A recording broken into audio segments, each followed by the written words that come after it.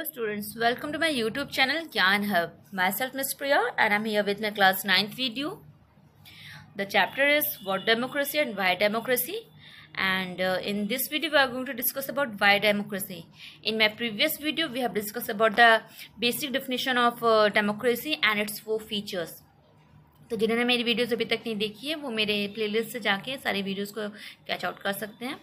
Okay, now in this video we are going to discuss why democracy. इससे पहले हमने जाना कि गणतंत्र जनतंत्र क्या है, व्हाट इज़ डेमोक्रेसी, और अब हम जितनी भी वीडियोस देखेंगे उसमें हम जानेंगे कि डेमोक्रेसी क्यों आया, किस लिए आया, एंड इससे रिलेटेड हम कुछ पॉइंट्स देखेंगे like arguments against democracy. Democracy के अगेंस्ट में मतलब उसके अपोजिशन में क्या आर्ग्यूमेंट्स उठे. Second one is arguments for democracy, democracy के लिए क्या आर्गूमेंट्स उठे, और कहीं ना कहीं हमें इसकी ब्रॉडर डेफिनेशन जानने को मिलेगी. So let's get started. So the very first topic of why democracy is arguments against democracy. Democracy के अपोजिशन में अपोजिट में क्या आर्ग्यूमेंट्स हुए, क्या विवाद हुए. अभी तक हमने एडवांटेजेस जाने थे डेमोक्रेसी के, गणतंत्र के. अब हम इनके डिसएडवांटेजेस जानेंगे, इनके डीमेरिट्स जानेंगे. तो टोटल ये 6 पॉइंट्स हैं जिसके बेस पे आपके क्वेश्चंस आएंगे. तो प्लीज़ रिमेंबर रखिएगा इन बातों को ध्यान में रखिएगा. पॉइंट नंबर 1, 2, 3, 4, 5 एंड ये 6, ये 6 पॉइंट्स हैं. और क्वेश्चन जो आपके वो बन सकते हैं, what are the disadvantages of democracy, what are the arguments against democracy, and why one should not favour democracy completely. इस तरह के क्वेश्चंस होंगे जो आपके पुटअप हो सकते हैं इस टॉपिक से. तो 3 या 4 क्वेश्चन है, बट जिसमें आपको ये सारे 6 पॉइंट्स को इंक्लूड करना होगा. अगर आप इसे इंक्लूड करेंगे और परफेक्टली डिफाइन करेंगे तो आपको मार्क्स ज़्यादा अच्छे मिलेंगे. एंड राइटिंग से भी ज़्यादा इंपॉर्टेंट चीज़ है to know the concept very well, ताकि अगर आप कभी भी कॉम्पिटिटिव एग्जाम्स में या कॉम्पिटिटिव डिस्कशन के ड्यूरेशन में अगर आप बैठे तो आपके पास कुछ स्ट्रॉन्ग पॉइंट्स हो अपने बातों को बताने के लिए. So let's get started. The very first point, leaders keep changing. What is the very first point? Leaders keep changing in a democracy. This leads to instability. ये इम्पॉर्टेंट पॉइंट है. Instability जो वर्ड है वो बहुत important है. यहाँ पे कह रहा है कि क्या होता है कि जब हम डेमोक्रेसी की बात करते हैं, जब हम गणतंत्र की बात करते हैं, तो आए दिन क्या होता है कि हर 5 साल पे हमारे देश में तो सरकारें चेंज होती हैं. और डेमोक्रेटिक कंट्रीज़ का सबसे बड़ा फंडा यही, सबसे बड़ा रूल यही है कि जो रूलिंग पार्टी होती है उसको दोबारा री इलेक्ट करना पड़ता है. कभी वो दोबारा जीतते हैं या फिर कभी वो हारते तो अपोजिशन पार्टी विन करती है. ये कॉमन सा प्रोसेस है जो डेमोक्रेटिक कंट्री में हम फेस करते हैं. बट इसके संग क्या है कि जब इलेक्शंस अगेन एंड अगेन होते हैं तो नई सरकारें आती हैं हर 5 साल बाद. अगर पुरानी सरकार हार जाती है और वो हट जाती है तो नई सरकार जब आती है तो उनके संग अपने अपने नए मंत्री आते हैं. जब नए कैबिनेट मंत्री आते हैं तो जाहिर सी बात है जो पिछले टाइम की जितनी भी आपकी पॉलिसीज चलती रहती है, जितने भी नियम लागू आपके जो चालू रहते हैं उनमें भी फेरबदल किया जाता है. जिसकी वजह से क्या होता है कि डेमोक्रेटिक कंट्री में जो रूल रेगुलेशंस हैं वो स्टेबल नहीं होते हैं, उसमें स्थिरता नहीं होती, उसमें अस्थिरता आ जाती है फेरबदल करने से, जिसमें लोगों को, जनता को काफ़ी ज़्यादा प्रॉब्लम्स फेस करनी पड़ती हैं. हर बार एक नई सरकार आएगी, वो हर बार अपने संग एक नियम और कानून लेकर आएगी, जिसकी वजह से जो पुराना नियम और कानून होता है उसमें भी कहीं ना कहीं हमें फेरबदल देखने को मिलता है. So this is the very first point. Now the second point, this is the second point. Okay, second point क्या कह रहा है? Democracy is all about political competition and power play. There is no scope for morality. हम morality की बात करते हैं, जब हम नैतिक ज्ञान की, नैतिक शिक्षा की हम बात करते हैं तो हमें गणतंत्र में, एक जनतंत्र देश में ये सब चीज़ें देखने को नहीं मिलती. क्यों? क्योंकि आज के टाइम में एक फैक्ट है ये, आज के टाइम में कंपटीशन इतना ज़्यादा बढ़ गया है कि डेमोक्रेटिक कंट्री में हर एक सरकार चाहती है कि हमारी सत्ता देश में शासन करे, हमारी सत्ता, हमारी सरकार इस देश में लागू हो. तो जिसके लिए क्या होता है, वो फ्रॉम हेड टू टो कहा जाता है ना, सिर से लेके पैर तक, सिर से लेके एड़ी तक वो पूरी जोर शोर लगा देते हैं, पूरी कोशिश कर देते हैं कि हमारी सरकार जीतनी चाहिए. जिसकी वजह से क्या होता है कि अपोजिशन पार्टी में और रूलिंग पार्टी में एक टफ कंपटीशन होता है. और उस टफ कंपटीशन में सब अपने पावर का खेल दिखाते हैं, सब अपने पावर्स को शो करते हैं कि हमारे पास इतना पावर है, हमारे पास इतना पावर है. तो वो मैच उस इलेक्शन को जीतने के लिए चाहे फेयर मीन्स हो चाहे अनफेयर मीन्स हो, हर एक प्रोसेस से अपने सरकार को, अपनी पार्टी को गुजारते हैं ताकि कोई भी मौका ना छूटे कि वो उस इलेक्शन को ना जीते. तो कहीं ना कहीं डेमोक्रेसी की वजह से पॉलिटिकल कंपटीशन और पावर प्ले बहुत बढ़ जाता है. और जिसकी वजह से लोगों में जो नैतिकता है वो डे बाय डे क्या हो रही है, खत्म होती जा रही है। तो ये था हमारा second point. Now third point, this is the third point.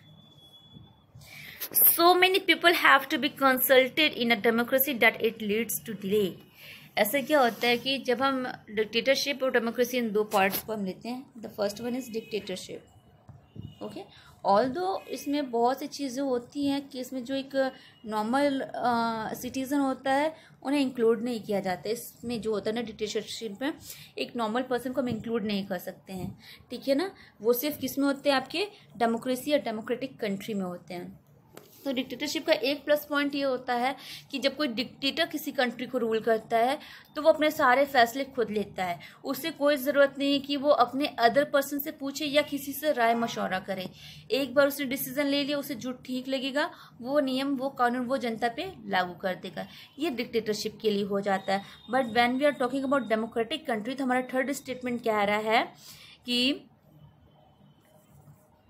Third statement हमारा क्या रहा है, so many people have to consulted in a democracy that it leads to delay, कि किसी भी एक नियम या कानून को देश में लागू करने के लिए क्या होता है कि हमारे एक डिसीजन को, एक सरकार को president, prime minister, MLAs, MPs के थ्रू गुजरना होता है, राज्यसभा, लोकसभा से मंजूरी लेनी पड़ती है, और इसके बाद वो नियम या कानून अगर तय होते हैं, अगर उन्हें अनुमति होती है तो पूरे देश में लागू किए जाते हैं। अदरवाइज क्या होता है, उनको उस प्रोसेस को होने में इतना टाइम लग जाता है कि कभी कभी बहुत देरी हो जाती है कुछ फैसलों को लेने में। तो कहीं ना कहीं एक डेमोक्रेटिक कंट्री का ये भी डिसएडवांटेज है कि लोगों को बहुत इंतज़ार करना पड़ता है और बहुत समय लगता है किसी भी एक राय या मशवरे को अंतिम चरण तक पहुंचाने में। तो ये काफ़ी लेट हो जाता है।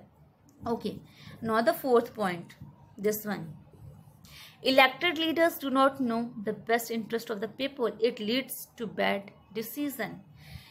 अच्छा, क्या है कि हमने तो इलेक्ट कर लिया, हमने अपने लिए अपना नेता चुन लिया, बट हम एज ए इंडिविजुअल पर्सन हम उन्हें सिलेक्ट करते हैं, हम एज ए इंडिविजुअली हम वोट करते हैं, ठीक है ना।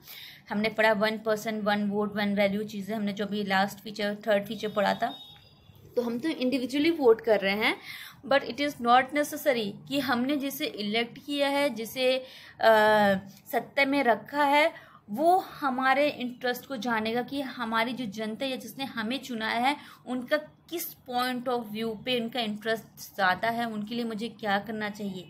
तो जाहिर सी बात है, जब एक सत्ताधारी व्यक्ति या जब एक पार्टी का मेंबर्स अपने नागरिकता की, अपने देश के लोगों की प्रॉब्लम्स को, उनके बेस्ट इंटरेस्ट को नहीं समझेगा, तो जिसकी वजह से क्या है कि वो हमारे लिए एक अच्छा डिसीजन नहीं ले पाएंगे। They will be not able to take a better decision for us, है ना। और कहीं ना कहीं जो उनका निर्णय लेने का जो तरीका होगा वो भी गलत होगा, शायद उसका जो हमें कहते हैं कि जो हमें रिजल्ट मिलेगा वो भी हमें कहीं ना कहीं सही नहीं मिलेगा। ओके, तो ये हमारा फोर्थ था, what are the disadvantage of democracy. Now the fifth one, fifth point क्या कह रहा है, दिस वन, ओके, क्या कह रहा है, democracy leads to corruption for it is based on electoral competition. कि क्या होता है, डेमोक्रेसी के साथ करप्शन भी देश में आता है, ठीक है ना। करप्शन वर्ड इसमें पॉइंट नंबर 5 में इंपॉर्टेंट हो जा रहा है। डेमोक्रेसी से क्या है, करप्शन भी आता है। तो जाहिर सी बात है, जब हम एक कॉम्पिटिशन को जीतने के लिए एड़ी चोटी का जब हम जान लगा देते हैं, हर एक फाउल प्ले हम कर लेते हैं, फेयर एंड फाउल प्ले पर हम ध्यान नहीं देते हैं, और क्या कहते हैं कि एक छोटे से मतदान में हम हेरफेर कर देते हैं, तो कहीं ना कहीं इस कॉम्पिटिशन के चलते क्या है, पूरे देश को, एक डेमोक्रेटिक राज्य को, एक डेमोक्रेटिक कंट्री को कई तरह के करप्शन से पास होना पड़ता है, गुजरना पड़ता है, जो कि इलेक्टोरल कंपटीशन की वजह से होता है। कहीं ना कहीं लोगों में मतभेद भी लेते आता है और गलत तरीकों को भी पनपने का मौका देता है। पॉइंट नंबर 6 क्या कह रहा है हमारा, this is the last feature and और you guys can say this is the last disadvantage of arguments against democracy. Ordinary people don't know what is good for them, they should not decide anything. अच्छा, अभी हम अगर examples लेते तो कुछ countries ऐसे हैं जहाँ पे only those people are able to vote who are educated. कुछ ऐसे देश हैं जहाँ पे उन्हीं लोगों को मतदान देने की प्रक्रिया में शामिल होने की राइट्स अधिकार दिया गया है जो पढ़े लिखे होते हैं, क्योंकि कहीं ना कहीं सरकार का ये मानना होता है कि अगर व्यक्ति पढ़ा हुआ है तो उसे पूरी समझ होती है कि हमें किसे चुनना है और किसे नहीं चुनना है। But when we are talking about democracy, तो डेमोक्रेसी की मतलब ही होता है जहाँ पे इक्वालिटी हो, है ना। तो इक्वालिटी की बेसिस पे without discriminating any individual on the basis of their caste, creed, religion और सेक्स, हमें क्या कहना रहता है, उन्हें ये राइट देना होता है that they can vote if they are having the age of 18 और अबव 18 दे कैन वोट। तो उसी की बातों को मद्देनज़र रखते हुए क्या होता है कि आम जनता को यहाँ पे क्या कर दिया जाता है, अलाउ कर दिया जाता है कि if you are 18+ you can vote. तो उसकी वजह से क्या होता है कि जो हमारे वो ट्राइबल एरियाज़ है या जो गांव वाले जो एरियाज़ हैं, आज भी थियोरेटिकली ऐसी कोई भी चीज़ें नहीं है, बट जब हम उनको एज अ प्रैक्टिकली अगर हम देखते हैं तो हम देखते हैं कि जब छोटे छोटे गांव में जाते हैं या बहुत अविकसित गांव में जाते हैं जहाँ पे ज़्यादा विकास हमें देखने को नहीं मिलता, तो वहाँ पे सरकारें क्या करती हैं, वोटों को खरीद लेती हैं, ठीक है ना। उन्हें तो पता नहीं होता कि कौन सी सरकार हमारे लिए अच्छी, कौन सी नहीं, ये हमारे किस योजनाओं पे काम करेंगे, किस विभाग में काम करेंगे, तो वो क्या करते हैं, उनके वोट को खरीद लेते हैं, उन्हें बहला फुसला के वोट ले लेते हैं। तो कहीं ना कहीं जो लोग, जो ऑर्डिनरी पीपल हैं, उन्हें नहीं पता है कि उनके लिए क्या अच्छा है, और जिसकी वजह से वो सही डिसाइड नहीं कर पाते कि किस सरकार को लेके आना है। So this 6 points are the basic of arguments against democracy. और क्वेश्चंस जब भी आपसे पुट अप किए जाएंगे in the against of democracy, और the question can be sometimes like maybe sometimes like what are the arguments against democracy, what are the disadvantages of democracy, write in your own words, give the key features of democracy against democracy। तो ये 6 points अगर आपने उन्हें define कर दिया या 6 statements को अगर आपने लिख दिया तो आपको मार्क्स बहुत अच्छे मिलेंगे। आई होप आपको मेरा वीडियो पसंद आया होगा, तो please make sure to subscribe my channel and share as much as you guys can, and मेरे वीडियो को लाइक ज़रूर करिएगा। और बस, thanks for watching my video. Stay home, stay safe. Thank you.